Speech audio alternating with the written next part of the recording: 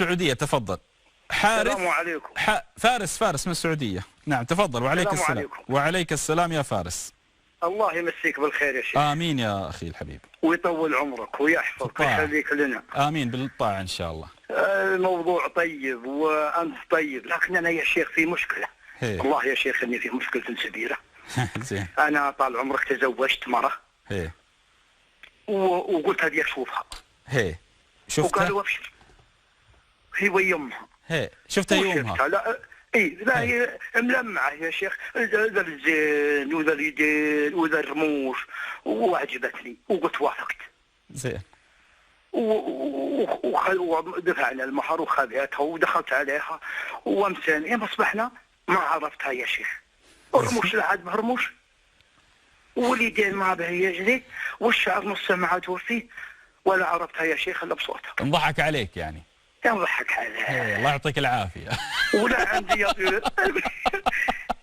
يا شيخ أنت أول واحد ضحك علي. شو أسوي؟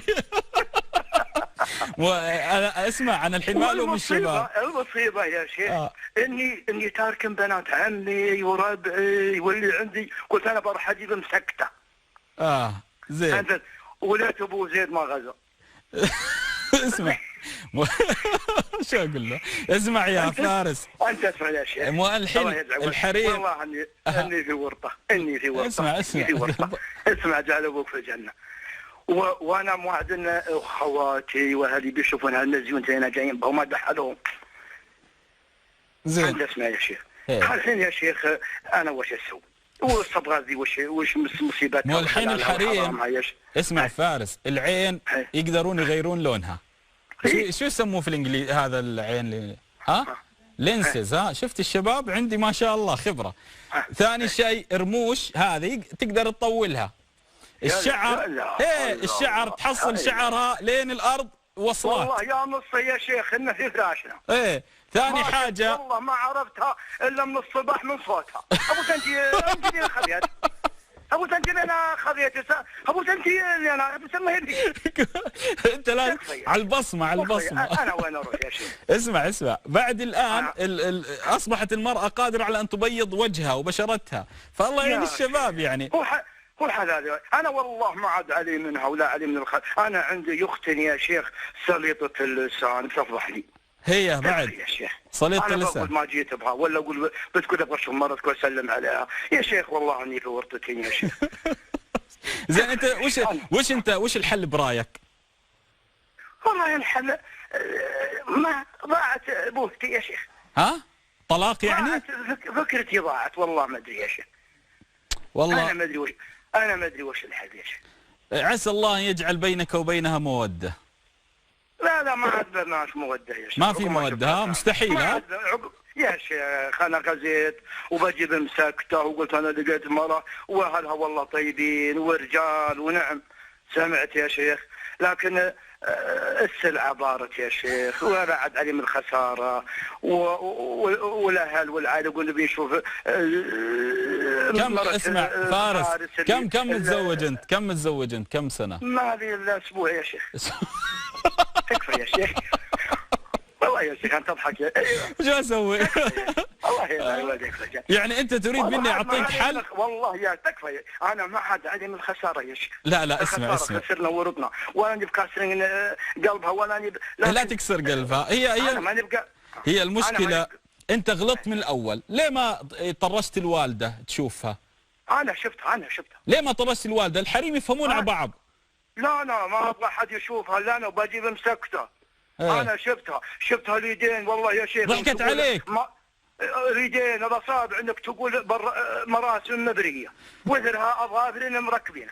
والعيون يا شيخ انت ستوحي مني يا شيخ. والعيون يا شيخ الرموش الكبار والعيون والساع والشعر والله انه ذا ركبتها وطول ويا معاي لا هيك صايره ولا الشعر ما عاد شعر ولا الاصابع ذيك الزين اللي كانت خبط ما عاد اصابع. وين رايح وين جاي؟ والرموش ما عاد برموش والعوانات اصغر. ابوك انا بيشوف انا خواتي بيشوف انا وين اروح يا شيخ؟ والله انا ما اعرف وين تروح. انا اقول انت انا ادري شو تريد مني. انت تريد مني اقول طلق. انا ما اقول الكلمه لو شو. أنا أقول لا يفرق مؤمن مؤمنة، إن كره منها خلقا رضي الآخر. أنا أقول أنا مطلق والله إني مطلق، لكن هو شغلهم مطلق يعني ها؟ إيه من جاي ضابط الناس يا شيخ، لكن هو عليه حرام يا شيخ. اسمع فارس، نخلي هذه تحت الهواء دخيلك. الحين ياخذون الناس، في ناس تتصيد تاخذ فتوى، انظر وسيم ماذا قال وماذا حرض وماذا فعل وماذا. انا والله ما انا ما ادري من ماخذها ولا بخليها، هذا شيء بيني وبين الله. ايه صحيح. هل انا استشيرك في حاجه؟ هل الغش ذا والرموش لا ما يجوز لا هي آثمة والصبغه اللي يحطونها هذا ما يجوز. هل هو يعني لا على غيره؟ النبي صلى الله عليه وسلم والرجل يتبع اسمع والله لو كان اللي يكون اسمع فارس مسكين هذا فارس. النبي صلى الله عليه وسلم لبيك طول لي عمرك تلبي في الكعب. النبي صلى الله عليه وسلم قال لأحد الأنصار انظر إليها فإن في عيون الأنصار شيئا. النبي صلى الله عليه وسلم دله على وجود مرض علة، فمن السنة الأصل بالمرأة أن إذا رآها الخاطب أن تخرج كما هي، يعني بلا تزييف. فما يفعله بعض النساء الآن هو خداع للخاطب، فأنت خدعت، علمت، أنت أردت الجمال، هذا حقك شرعي. النبي صلى الله عليه وسلم قال تنكح المرأة لأربع منها لجمالها. أنا حقي الشرعي أنا أتزوج لأجل الجمال، فلما أصبحت الصبح ولا هذه يا أخوي علمت. ما غير أبوها يا شيخ. هو أكبر صدقت يا وجه هذا الله صاد. فأنت الآن بالخيار، إما إمساك بمعروف أو تسريح بإحسان. الله يستر عليها، الله يستر عليها ويكفي، وسامحهم الله سامحهم الله. والغش ما يصلح لا في زوجه ولا في غيره. اي والله والله ودي انها عرجاء وجهها زين.